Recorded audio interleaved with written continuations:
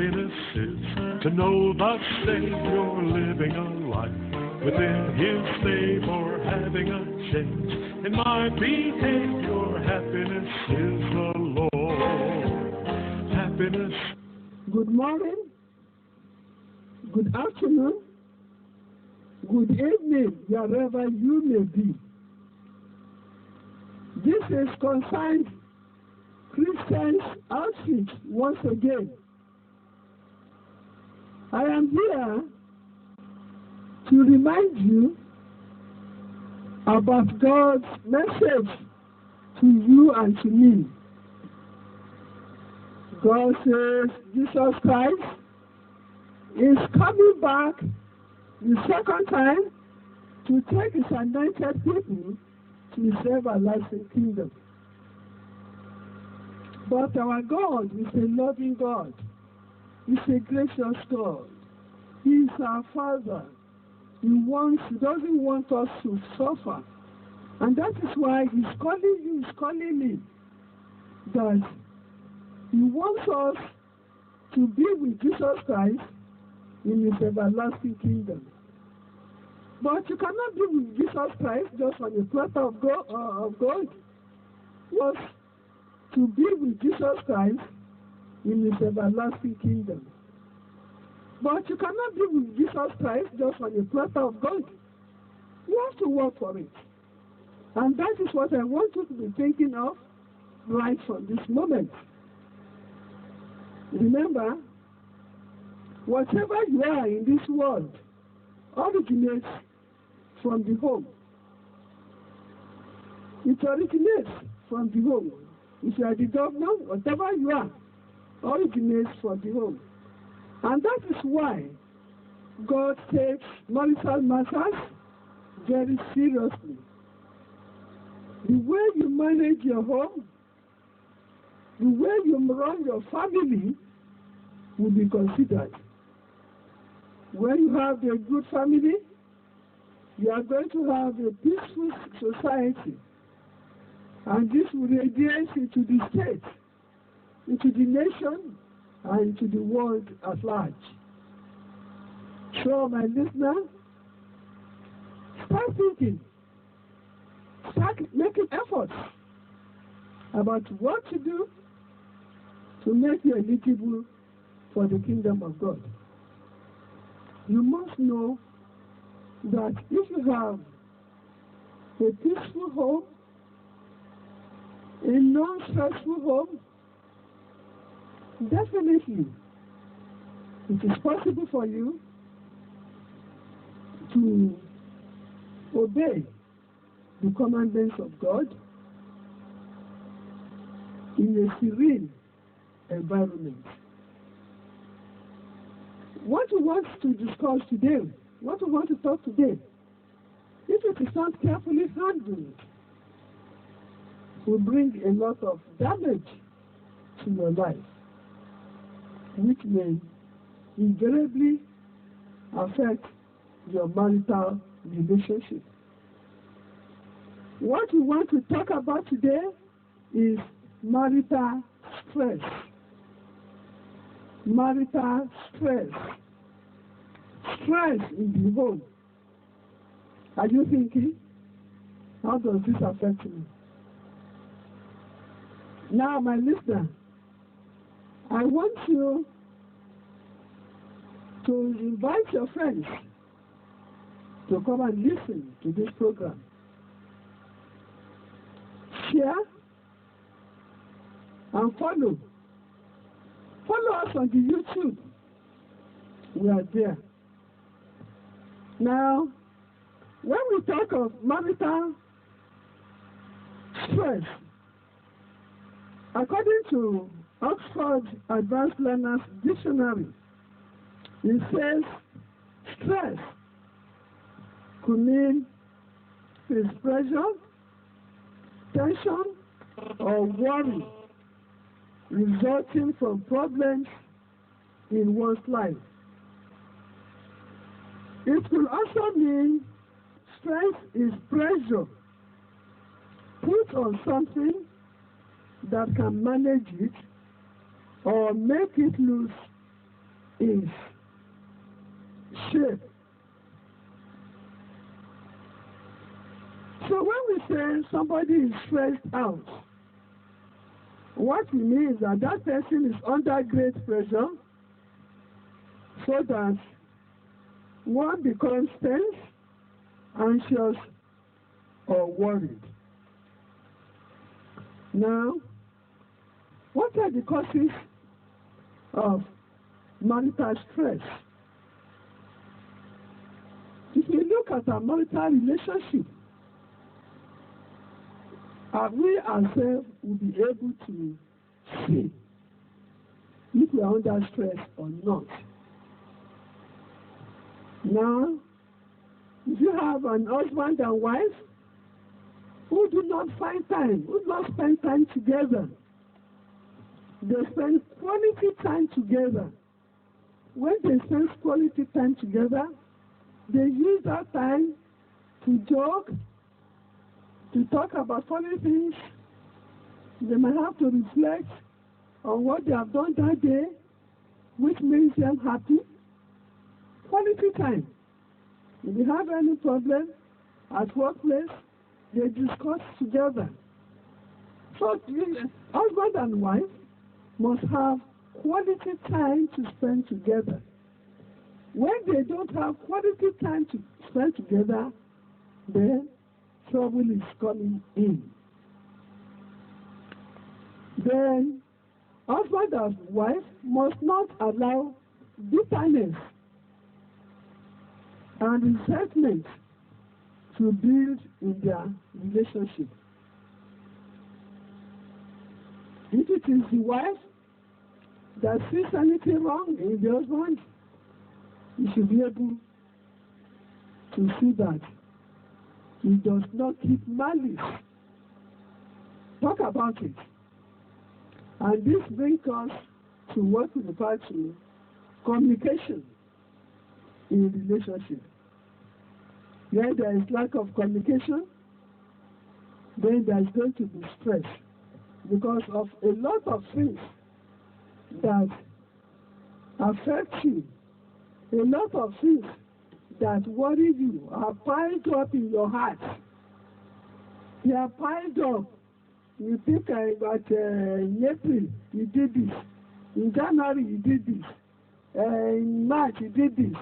You piled all these things in your mind, and all these things make you unhappy. At a stage, you become stressed out. So, my dear listener, stress is not good in relationship because it brings bad tone into your relationship. Now, if you look at the Bible, let us look at what the Gospel, according to Matthew, chapter 22, verses 35 to 40 says. It says, love the Lord your God with all your heart, and with all your soul, and with all your mind. This is the first and greatest commandment. And the second is like it. Love your neighbor as yourself. All the law and the prophets hang on these two commandments. That is, all the 10 commandments that Moses gave us all hang on these commandments. And then, once you obey, you love God, you love your neighbor, you love your husband, you love yourself too, then there's no need for stress. There is the possibility of stress building up in your life will not be there. So, my dear listener, note that the minute we begin to focus on our own wants and needs over God's needs or over your partner's needs, then you are destined for trouble. We must And you must not always say, this for me, for me, for me, for me, or for me, for me. Have consideration for your partner.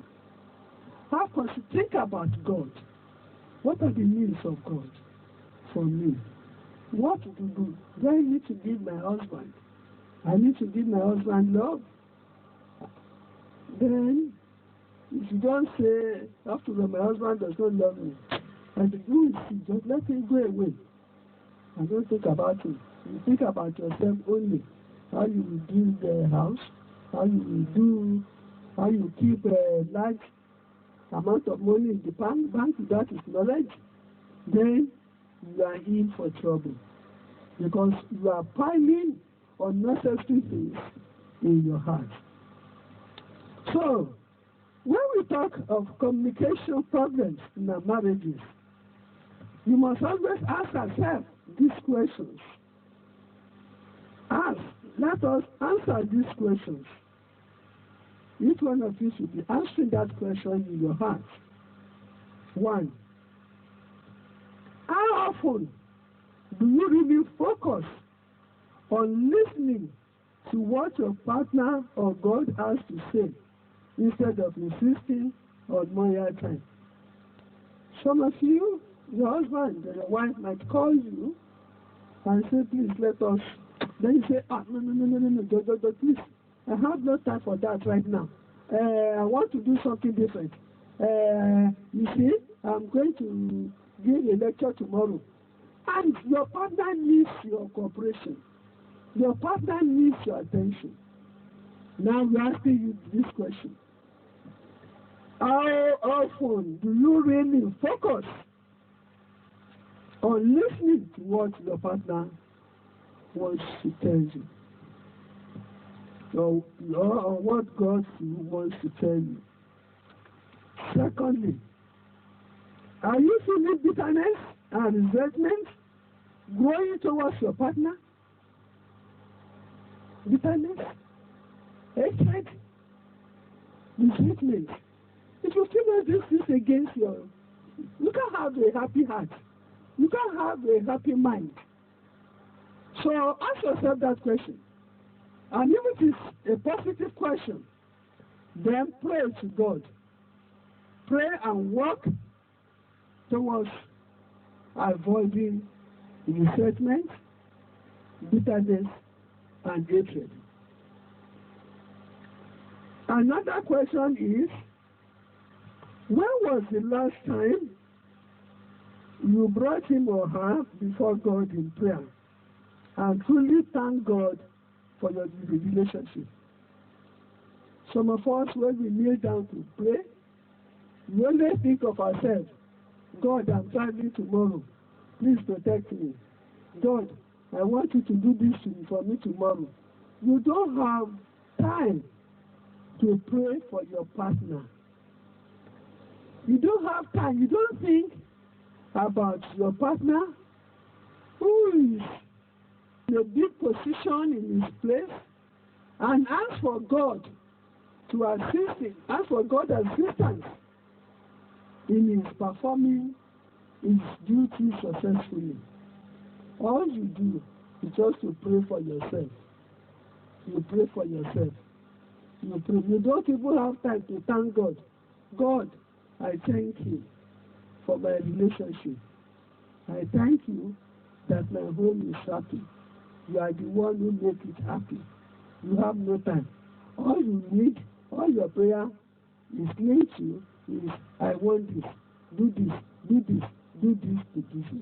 So, if your answer is positive, that is, you belong to those who do not bring their partner before God in prayer, then go and change.